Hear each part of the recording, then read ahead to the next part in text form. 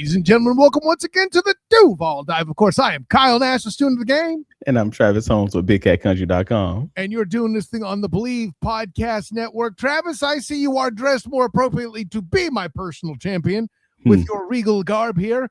And it's appropriate to have regal garb because we are talking of players in the Jacksonville Jaguar ranks that could become Jaguar royalty upcoming here. Our next level locos, if you will, who are going to try to take all things to another level. And what's funny about this, Travis, I have to go right directly into this because we made some cuts.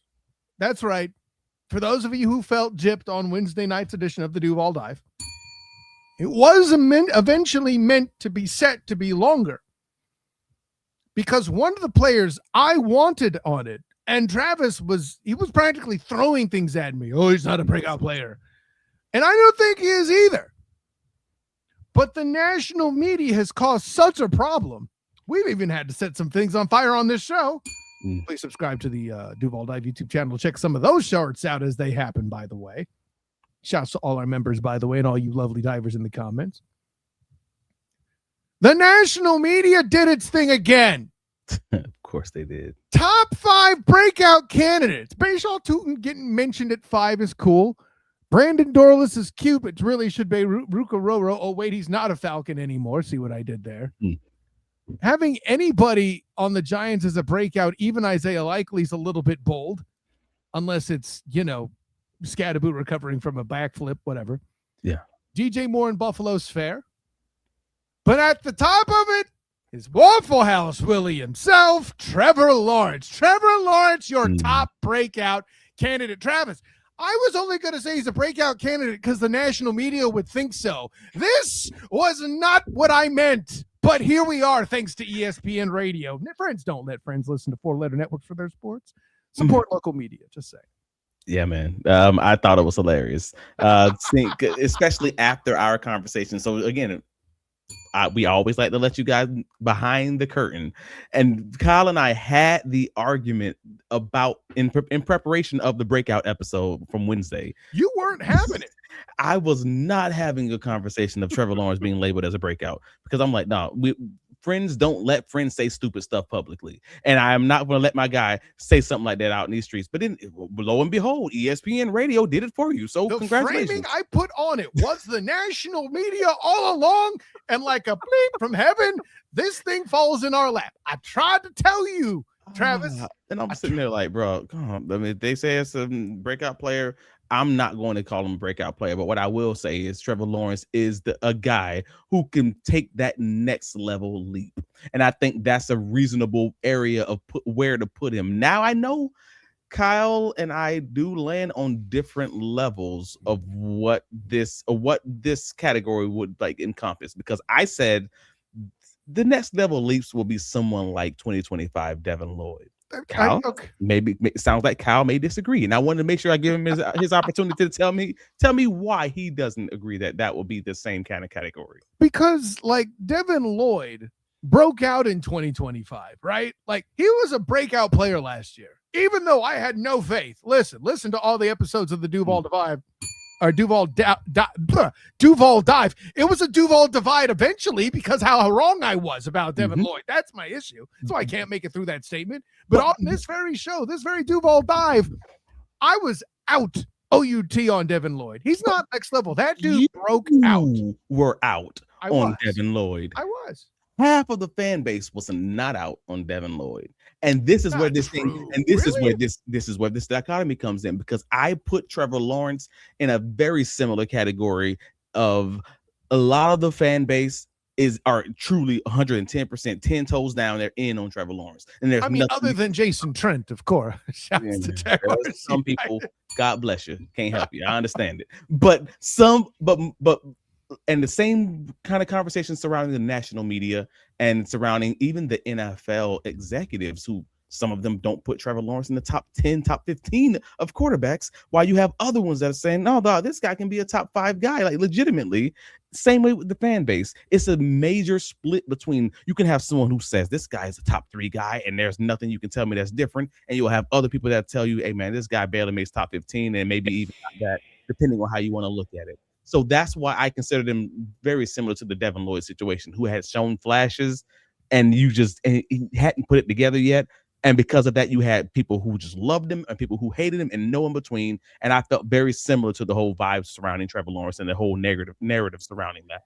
I mean, listen, first of all, Divers and Duval, let me know if you were as out on Devin Lloyd as I was, because I'm a little surprised that it was that dissected, divided, dichotomous. I don't know if that's a word. The conversations with some people, bro, there was nothing you can tell them as far as being out on Devin Lloyd. Like, they were always going to be in. And I felt the same thing even with Trevor Lawrence. When the surrounding environment surrounding Trevor Lawrence was bad, folks were still like, nah, man, this dude has the traits. This dude's going to be, he's going to figure it out. And even when he had the season that he just had back in this 2025 season, there are still some people out there like, nah, he's going to fall back next year, or nah, he's still that guy we saw in the playoffs, or whatever the packaging you need to put around it to make yourself sleep at night. We're still seeing it even now. So Daniel Jones is the same quarterback as he is. Haven't you seen that? Just like CJ Stroud, right? All the dumb takes. So but Trevor told us himself that he's well aware of all the areas of this passing game where they need to improve this season. Like, he said it after the OTAs, the vertical aspects has got to pick up. Turnovers, especially those earlier in the season, they got to go down. And I mean, shout out to Dan Griffiths, Action Sports Jack's friend of the pod, who put the information out there. Like, basically, the Jaguars nearly cut their incompletions due to receiver error down in half following week 9, after you get Jacoby Myers in the room. I'm about to say that's not a Trevor Lawrence stat. That's a Jacoby Myers stat. It's a wide receiver room and less miscommunication stat that includes Trevor Lawrence also, because there were some things that went into it that weren't just the wide receivers. It was also, hey, we're going to start working a little bit more off the wristband and wearing the wristband that we weren't wearing earlier in the season. We are going to simplify the offense. We are taking some of the more complex motions and pre-snap motions out of the playbook. It's not just the receivers, and it's not just Trevor Lawrence, because some of that's coaching too. It's not just one thing. There was a lot of stuff that was piled on to it, but but again, Trevor mentioned it in that post-practice interview. I believe it was like OTA, like number 5 or 6. They have to figure out those simple cleaning up early season things, those pre-bye week drops, the alignment and pre-snap penalties, the route miscommunications, turnovers, like all those things. And if he corrects those things this year, in year 2 in this offense now, hey, that raises both the floor and the ceiling for what this offense could be for Trevor Lawrence and for the overall, group just staying on the field. That's where I'm like, you know what? I think Trevor's right on that. And being in year 2, you probably should have at least a little bit of confidence that they might actually be able to do that. And what we're truly realizing, here's where I think you have a point about the next level thing. And this is part of the reason why I was saying breakout, is because we had not verbalized this next level concept perfectly. There's another player on this list that I think falls into this very same category in a very special way. There's 2 of them. One of them, we'll get to that later. But one thing I think that's unique about Trevor Lawrence compared to the other players on any list we've done so far this season is he has the opportunity to take the first step to being the franchise's best at his position. The franchise's best. Ooh. Let me be clear. You're right. I am a Mark Brunell guy. One of my favorite things about Tony Baselli's Hall of Fame induction was how involved Mark Brunell was in it. Okay. But Trevor Lawrence could be the franchise best quarterback eventually after this is said and done. And it's a hell of a note, because all that Duval will be talking about if that happens is how much more he could have been if it wasn't mired in Urban's bad coaching. You could be right. Still gonna have to prove it on the field. Absolutely. But that's always where I'm at. This is all just proverbials, though. I know, man. Me and Hope. Listen, it ain't hope, and you even said it. This could be a first step. That and nothing no more. Listen, it's one small step for a man. I ain't say nothing about a giant leap for Duval kind now. Okay, I'm like Hawkeye out here. Don't give me hope. Don't give me hope. You got a 13-win season, but that's too much hope. That's it, sure. Bro. But for the second time, like this Jaguars offense, they're going to be challenged to learn that full Liam Coen playbook. For the second time in 2 years, like they got to get back that wide receiver and running back screen game. They got to add those two tailbacks on the field at the same time formations, the deep sideline passing game, like all the things we saw very little of in 2025. But we know they got it in the chamber. You know how we know they got it in the chamber? We watched tape of the Tampa Bay Buccaneers in 2024. We see the game film. They obviously have it in the playbook. We just haven't seen it. So there's a lot of meat left on the bone. And that's step 2 for Lawrence and the offense, knowing the entire playbook back to front and playing like it. So I think that's the next step of where he can go. Hopefully we'll see more of that this year. And if he do, then yeah, he's going to hit that next level. You know what? I might have just lied to myself, Travis, because the next guy on the list has an opportunity perhaps to start setting the table, to build a case as a franchise best at a position as well this coming season. Who that? Because we've already talked about his compensation matching some of the others that are the best at the position in the NFL. One might think this is curious of what I'm talking about, but don't you dare call it strange. Brenton Strange. Oh man, yes. That's a fun one. Is Brenton Strange? Well, let me put him on the list. Yes, that's yes. Right. Brenton Strange. Oh man, no.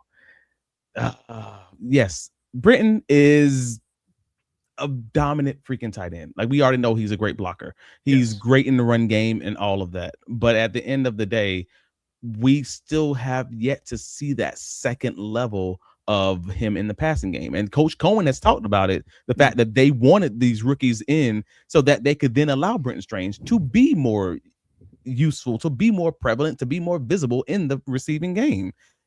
We talked about it on the tight end, on the gap blocking versus man blocking tight end podcast. And now, well, we got a real conversation that's going to be had about, all right, what does that look like for Brenton Strange? Because we've seen him be used heavily and be one of the top 2 receivers, pass catchers on this roster behind Jacoby Myers, as far as success rate and as far as his ability to be leaned on as like the primary guy. Despite, what was it, 5 games missed, right? Right. But when he's playing and when you're throwing him the ball, he's successful religiously. But then when you're never giving him a dominant like number of actual targets. I mean, you're looking in that 50 to 60 range of overall targets, which is not what you'd want to see from a true tight end one type of guy. And the reason that I say he has another level to go, because if he had the same season that he had in this 2025 season, you'd probably be like, I still would like to see more from Brenton Strange, because that's obviously not the whole Devin Lloyd jump, the whole rise that we were kind of talking about. Like you're looking to see something like a Sam Laporta sort of 2023, 2024 type of season where you're not getting 60 targets, you're getting 80, you're getting 90, you're in that range where I'm talking about this guy having 9 touchdowns or something along those lines. And then it's like, all right, that's what I expect to see from Brenton Strange, while also still being that dominant blocker in the run game that we've all gotten to know and love from all the SportsCenter highlights. Like that's the range, that's the aim for him from my perspective. No, and that makes sense. Not to mention, Brenton Strange doesn't have a mustache that's particularly scary like Sam Laporta, but nonetheless, I mean, listen, I as somebody who covers Cole Schneider with the Orlando Storm, scary mustaches aren't a problem. I get it, but all of the above to say, I do think I maybe 90 catches is tall, just because the room's that loaded at receiver. But that being said, 90 targets, not catches. So you think 90 targets is a lot? I don't then. Yeah. Because the 60 targets are low, but if he's playing for those extra 5 games, maybe you get that's maybe 6 that's targets 60. a game. Yeah, exactly. That 60, that 90 targets doesn't sound too crazy all of a sudden. Yeah, So it's just about what he does in the red zone at that point. If he brings in 75 to 80, I'll still be happy. 100%. I get you. Yeah, but then all of a sudden you're having a different conversation, because even if you're looking in the NFL landscape and the fantasy football landscape, Brenton Strange is currently looked at as the 22nd best tight end in the NFL. Yeah, obviously, that's crazy, right? That's a very big difference from the guy that we know is probably realistically a top 10 guy, top 8 guy. And that might be considered a stretch depending on who you're talking to in this Duval fan base. Like, that's the piece that I'm talking about. There's a range of outcomes where he can just easily fall into that top 5. That to see him and think 22nd in the NFL, that's to look at it through that lens is pretty strange. Anyway, I had to do it. I'm sorry. It's actually better when you don't say it out loud, and it's still everybody knows what. Everybody knows. That's right. Who's next on the list, Travis? Man, next up we have Mr. Cole Van Lannon, CVL, and this is one I'm like, I know folks are gonna be like, what do you mean, Cole Van Lannon? Like, he just got paid, right? Yeah. But that's where I'm like, no. You ask me if he has another level to go up. I think he absolutely has. But they're like, well, no. He's been in the league 6 years. He's probably who you would like. This is who you would expect to have this guy. And I'm like, well, no, that can't be the case, because if otherwise we would have seen this guy by year 6. This is the first year in a new offensive system, first year with a new coaching staff, first year with all those guys getting to know each other and getting to know where he's successful and where he may have opportunities. All these, they're figuring out on both sides of the line. And he's coming off of a season where he was injured. And, he was injured last offseason. I'm about to say, a season? Yeah. He was injured. Breakout? He was injured. The damn season. Yeah, that's it. You calling it. Finish the season. Like, he was injured last offseason. And in the preseason, he won the left tackle job during the regular season. Shout out with the assist from Walker Little. He had a concussion in December. He then played well enough at left tackle for the team to leave him there, even when Walker Little cleared the concussion protocol, and they gave him a 3-year, $54 million extension in early January. He then got hurt the next day. The day after they announced his extension, he then got hurt. So when you say, like, stay injury free for a whole season, you on a soapbox right now, because like he missed the wild card playoff loss. He hasn't practiced in OTAs and minicamp. And even before his injury, I thought he had a lot to prove personally, like, because it was a short time frame before they gave him the contract. How many times have we used the phrase the jury's still out on Cole Van Lannon, Travis? And now, granted, I listen, I still live here in Gladstone. We trust. Sure. But our this young man has paid this dude, so it means he sees something. Period. Right. And there's nothing wrong with him seeing something, and there's nothing wrong with him trusting his eyes and trusting what he believes. That's what they teach you at cornerback. Believe your eyes. Like, you believe what you see. If you think you saw that and you break on the ball, you better do it full speed. Like, I understand it. And if you're the general manager and you believe the same thing, I believe what I saw, even if I only saw for 5 games or 10 games overall, I got you. I understand. And I just hope you're right, because I thought he had a lot to prove. In the positive, you look at his film, you look at the stats, you look at all of it, and it supports that he was really dang good in that small time frame. 91.9 pass block win rate, 78.1 run block win rate at tackle, both above average. One of them even at a near elite level for a starter. We discussed that on our offensive line podcast. He started 10 games.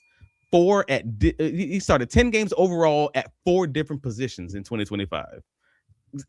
5 of them at left tackle. And this is for a team that cherishes they cherish versatility. But at the end of the day, he'll have to recover from his knee injury that just happened in January 3rd, and prove that he was as good as he was when we last saw him. That's not a guarantee. He'll have to show that he's not just an upgrade over Walker Little, but that he's truly the guy we saw in that 5-game sample size, but for a full 17-game season. That's what Kyle's original point was. And 3, he'll need to show that he cannot just stay healthy early on, but stay healthy. Like, bro, he missed most of training camp last year. with the shoulder injury, and he got hurt during the season, and he doesn't have like this extensive injury history. But can we just call a spade as a 6-year starter who was finally getting that opportunity? Being nicked up, that's availability is like the main availability. Like, talk about your bad luck how you want to talk about it, but that's Cam Robinson's issue from the start of the conversation. If you're not on the field, you ain't got an opportunity to prove nothing to nobody. Well, and Cam was on the field, but he was still nicked up constantly. And the punchline's this: at some point, the injury prone title feels relevant. Yeah. So he'll have to show that small, what we call, injury fluke of multiple injuries in the same season was just a fluke. But he'll also have to show that the small sample size in 2025 production wasn't a fluke. Right. Like, he has a lot to prove after being paid, which, I mean, the money on cash, the check cash at the bank. So congratulations there. But as far as the team is concerned, you got to prove that wasn't a flash in the play, flash in the pan, because or just dominant play during the Jaguars' easiest stretch. I say that. Yeah, the Jaguars can't afford for him to be the lineman version. I was going to say Amon Green, but I'll keep it in the division. We can't afford to see, if you're a member of the Duval Devout, him be a lineman version of Arian Foster, to be great and constantly miss games. It's one thing when you're running back because the slack can be picked up elsewhere. That's true. You can't do that at left tackle. Well, I mean, even if he were to be great and miss some games, that would be positive. Some games is one thing. That will be somewhat positive for me. Games is one thing. Missing half the season playing and then missing leading into the postseason and being a critical piece, your departure being a critical piece of why you lose the playoff game in question. Yeah. It's Buffalo. Correct. So, yeah, that's fair. But the other part of the conversation is the fact that he still needs to also prove that his dominant play wasn't a product of a lot of it coming against the Jaguars' easiest stretch of games.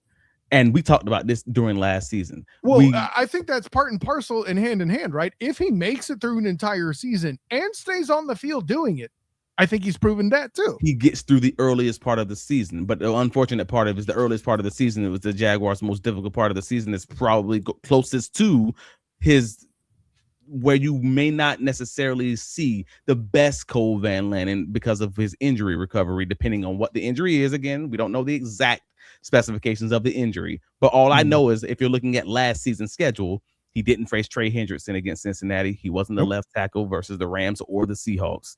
And the Denver matchup was his primary challenge at left tackle. And he did play well then, but that's not even 1/3 of the season.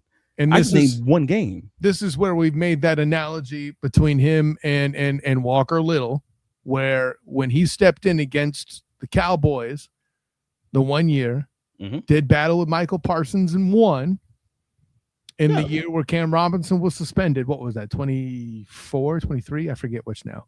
But probably 23, I guess. I would assume 23 as well, yeah. So all that to say, while I sound smart making that correlation, I need you to disprove the bejesus out of it, Cole Van Lannon.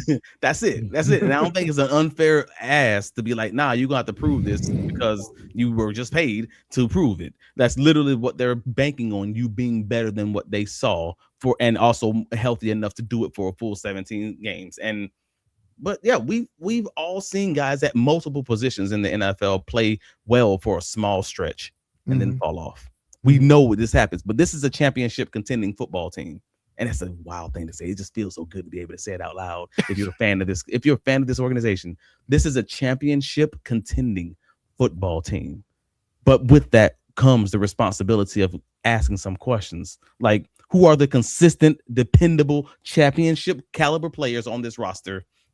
And that's starting up front, and especially looking at the guys making second and third contract dollars. I'll clean up with this. And I think this is a good way to kind of solve and land the plane with this show, because we're asking this question of breakout players, of next level guys in this instance.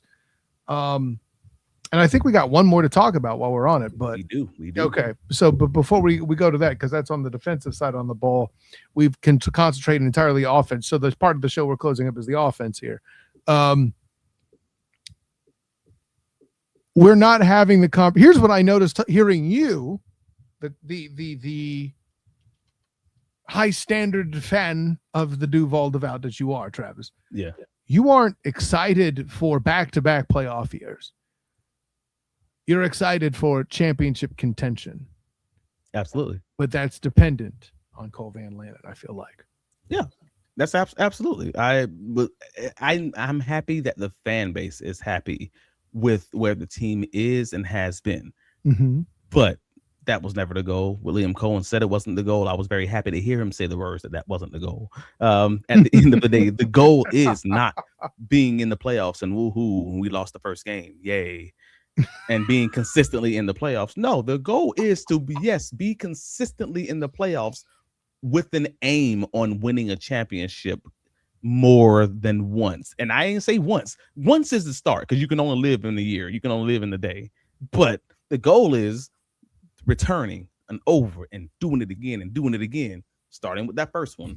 Championship contend.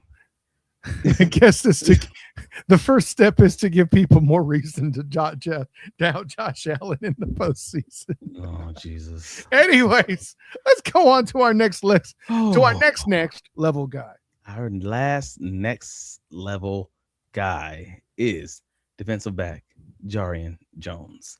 And this is one that I know that there are people out in these streets that don't agree with me, or they don't believe that he should be the guy on this list. There are some people who don't believe that he's going to be the guy in slot cornerback room. They think it's going to be Jordan Lewis. And again, where you land there, I'm not here to argue with you because I think both of those guys play very well for this Jacksonville Jaguars defense. Yeah, Lewis obviously has the whole injury tag with that being his second Liz Frank, the injury history going back to that 2022 season, what that's going to look like. He had the long recovery. I mean, it was even into the 2023 season from his first Liz Frank. So again, there's so many moving pieces with injury. I'm not touching that until I see otherwise. I need to see some dominant play on the field to ease those calm those fears. I mean, you'll be there at training camp to evaluate some of that initially. Right. As much as I lost the DBs, I'll be there looking at it. But knowing what that is, but also equally knowing on the other side of that line is Jarrian Jones, who's clearly shown that he's a top NFL cornerback already, slot cornerback already. All right, that feels clear into 2026. But the biggest challenge for him is exactly what I said doing OTAs. Like he's approaching the pay me conversations. So he's going to be pushed by the team to find out exactly who he is at cornerback and also as an outside cornerback specifically and who he isn't in 2026. Will he be able to show more outside when you have a little bit less of Travis Hunter on the field or Jordan Lewis on the field early on? Will he have that inside out versatility that gets those guys paid the big money? Because here's how I'll summarize it. He's got the opportunity to prove to Liam Coen that he should be paid like Tyson Campbell was and actually earn it, or he'll be paid by somebody else as a huge upgrade. Those are his options for the rest of his career. Jordan Lewis ended up in Jacksonville. He got paid after showing he was a great slot corner. And Jordan Lewis paid him. is a hell of a bar. Hey, you have to be better than this guy to play. And in order to do that, Jarrian Jones has to hit the next level. This is why this is good analysis by you, champion. Yeah, but above all that, can he rise to the occasion when facing other teams' number one receiver? Fair. Because he's going to be doing that more frequently. And that was a challenge we discussed during minicamp because he had a rough day covering BTJ. And I don't even know which day it was, but it was like the day when BT had like 3 longer catches. And I was lots of dudes have bad days covering BTJ, but I knew it was going. I knew that was going to be the response. And hold on, but let me land the plane. It also has to be what happens when you're on Jamar Chase or someone like that. Facts. BTJ is a really hard matchup. You got it. But that's no doubt. But he is also not a once in a generation wide receiver like Randy Moss or Calvin Johnson. So like I expect here the words out of my mouth. I expect with the capital T. I expect Jarrian to win more than he loses against BTJ this offseason as it moves on. Like that's his challenge. Alec Pierce exists. Jamar Chase AJ Brown, Nico Collins, CD Lamb, Putting Alec George Pierce Pickens, in those like conversations. all really? those guys exist. All those deep ball, like dominant guys exist, and they're all on the Jacksonville Jaguars schedule in 2026. Yeah, I mean, I agree with most of that, except for this blow up situation of Alec Pierce. He's good, but he's not AJ Brown good. Man, I mean, he ain't got to be AJ Brown good. The whole purpose is he's another guy who's going to be a big time deep ball receiver. You know what? Right. And the ways that Brian Thomas Jr. is a deep ball receiver is winning. He needs to be an easy day for Jarrian Jones. That's what I hear you telling me. You got me. So like, it don't get any easier when the lights come on. Like and Jarrian has shown us he can do it. I just need more consistency so he can jump into that truly elite territory. Because it's right now, it's time to get paid. Get paid, young man. Get paid. Okay. On that, I shan't front, champion. Okay. I got nothing else to add to that, champion. With that in mind, tell the world where you could be found. No, man, bigcatcountry.com. Check out all of my writing covering the Jacksonville Jaguars. You got Dylan, you got Simon, you got Gus, and the rest of the team. Like, we do great work, and we're just trying to make sure you guys continue supporting your local journalism. Click the link. If you can't read, have your local librarian read the articles. Have your phone read it on the web. There's so many ways to get this thing done. Just click the link, man. Get AI involved. Exactly. Yes. ChatGPT. I don't care. Just click the link and support the guys on the ground, man. But shout out to all the rest of the Big Cat Country team. Click the like button. Help us there. Again, it helps us get paid, and it doesn't cost you a freaking dime. Hype it, like it, on the audio side, rate and review us, and gently tickle it, throw a chair at it, whatever you got to do. Just get the button clicked, and we appreciate you so much for spending your time with us on this beautiful Friday or the weekend, whenever you're listening to it. But shout out to you guys for taking the next level leap and becoming, a subscriber, becoming a channel member, and we appreciate you on that side of it. But let the folks know where you can be found, bro. That is a hell of a next level leap for them. It's proof that they got their lives together as members of the Duval Devout. Exactly. Of course, I'm Kyle Nance, the student of the game. You can find me on Twitter, Instagram, and Threads at the SOTG. Find me on Facebook as a student of the game. Check out my writings and work covering UCF football, basketball, and other stuff. Locked on UCF as well as UCF Night Zone. My work covering the Storm Surge. Well, not covering the Storm Surge, being on the Storm Surge podcast, covering the Orlando Storm of the UFL, and my work writing about the Orlando Magic, 1010XL.com as part of Orlando Magic Central. So, another fun time. We got more fun things to talk about. I can guarantee you didn't have enough time having fun watching me light things on fire of national media getting stuff wrong. I have yet to begin.